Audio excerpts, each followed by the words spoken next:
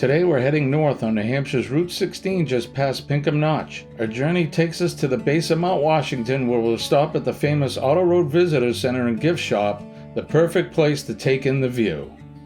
Behind me is Mount Washington, the largest, tallest mountain in New Hampshire. It's just over 6,000 feet, I believe 6,300 feet.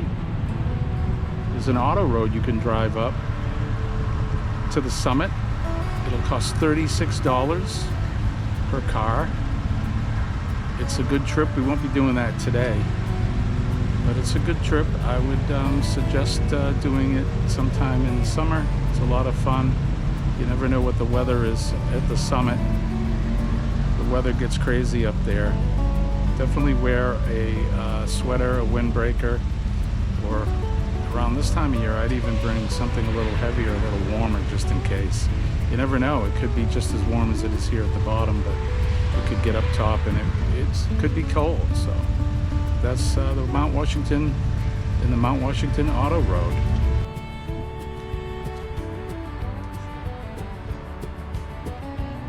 This is the Mount Washington Auto Road and Gift Shop. Let's go inside and check it out.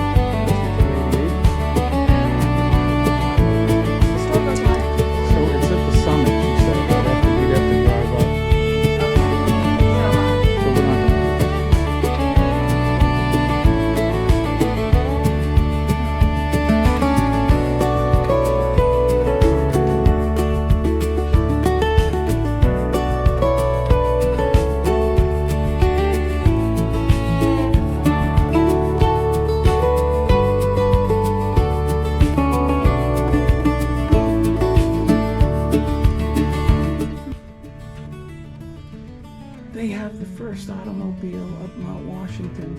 It's right here. Look at that. Can you imagine driving that No. up the mountain? No. That's crazy. Look at that. That is wild. There's a mirror underneath. You can see the workings of the gears and the motor.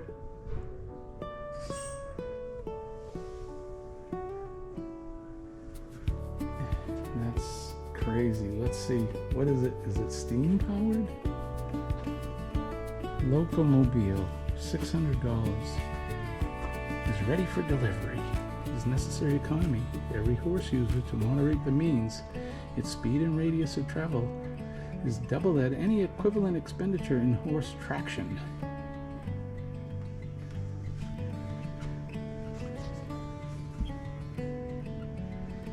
$18.99, August 31st, the first automobile trip up Mount Washington. It did not deter macadam tycoon and new steam car owner Amzie Lorenzo Barber, who saw a bright future for the horseless carriage. To increase the demand for asphalt, Barber actively promoted the replacement of horse-powered transportation by automobile. He invested $240,000 in buying out the Stanley brothers' identical twins, Francis Edgar and Freeland Oscar Stanley of Newton, Massachusetts. The twins had built the Stanley steam car, which proved quite the rage at a November 1898 car exhibition in Cambridge. By April 1899, Barber was the proud owner of the Stanley steamer. So there you go. There's the Stanley steamer that climbed up 6,288 feet to the summit of Mount Washington. That's just crazy. I can't imagine driving that thing all the way to the top of the mountain. Yikes. There's all kinds of critters in here. Mr. Moose. What do you say, Mr. Moose? We've got some baby bear and a bobcat and a lynx.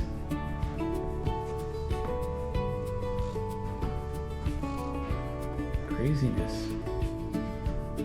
This is the Mount Washington gift shop, visitor center. Here's Colleen buying all kinds of gifts. We got shirts. These are 30% off. This rack only. Mount Washington, New Hampshire. U.S. Department of Interior shirt. Geological. Whoa, hey, look at, I'm dropping things. Don't do that. Yikes. Let me ask this gentleman what he thinks about the Mount Washington and whether he's been up there or not. Tell me, sir, have you been up to Mount Washington? Have you driven up the auto road? Well, I don't know. He's not talking. Not sure, but there he is, standing tall and stiff. He doesn't want to say. Well, it's been good talking with you anyway. It looks like something happened to his nose. I don't know. Maybe they've been rubbing his nose for good luck. They're showing the conditions up there. The wind speeds 48.8 miles an hour.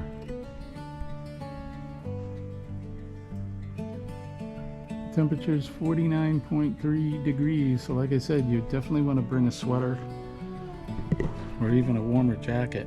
And you may get a snow squall this time of year when you're up there. I actually climbed Mount Washington, hiked up it in August, and it snowed by the time we got to the summit. And when I say snow, like a blizzard snow. We had to take some time off while the storm raged on until it subsided so that we could start to climb back down. They closed all the trails. So you never know. Even this time of year, the weather gets crazy up there at the top of Mount Washington. We even have a little market here. A little market. Buy some snacks. Fuel up after your climb up the mountain. We got ice cream, microwave. You can get some microwavable snacks. You need your Velveeta. Gotta get Velveeta when you climb the mountain. Good to refuel. Good refueling for that. Absolutely. Tons of things here. Sweets, and protein bars, and cookies and candy. Yeah, you can get some spicy pickled garlic. Just what you need to fuel up your body is some spicy pickled garlic when you're climbing the mountain. There you go. Bread and butter squash, dilly beans. Wow. And of course, drinks. There's even garlic hummus. Look at that. Get yourself a charcuterie board, a little charcuterie set up there for snacks. There you go.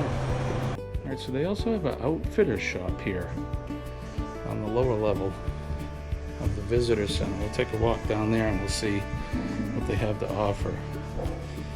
I'm guessing it's all kinds of gear that you'll need for hiking and spending your time outdoors skiing. All kinds of things here. Let's check this out. Oh yeah. Apparel and whatnot. Bikes. You never know when you need a pair of good hiking socks.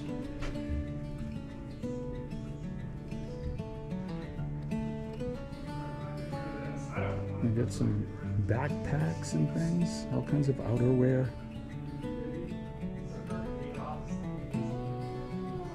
Cross-country ski boots.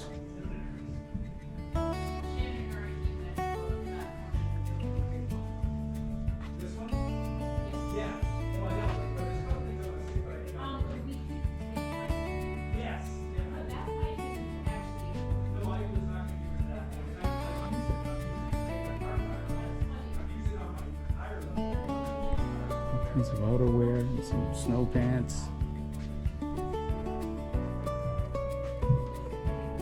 Biking shirts and skis. This is the outfitter shop. When you want to get outfitted, you're coming up here for your outfit. Well, they got a good sale on some hiking sneakers here. There you go. And they have some, what's this? Moat 2, Moat Mountain 24. There you go. Alright, well, that's the gift shop, outfitter shop, and visitor center here at the base of Mount Washington, in the Mount Washington Auto Road.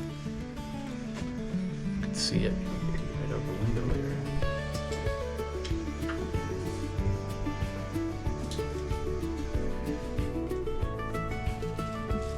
There it is, Mount Washington. Okay, I think it's time we hit the road.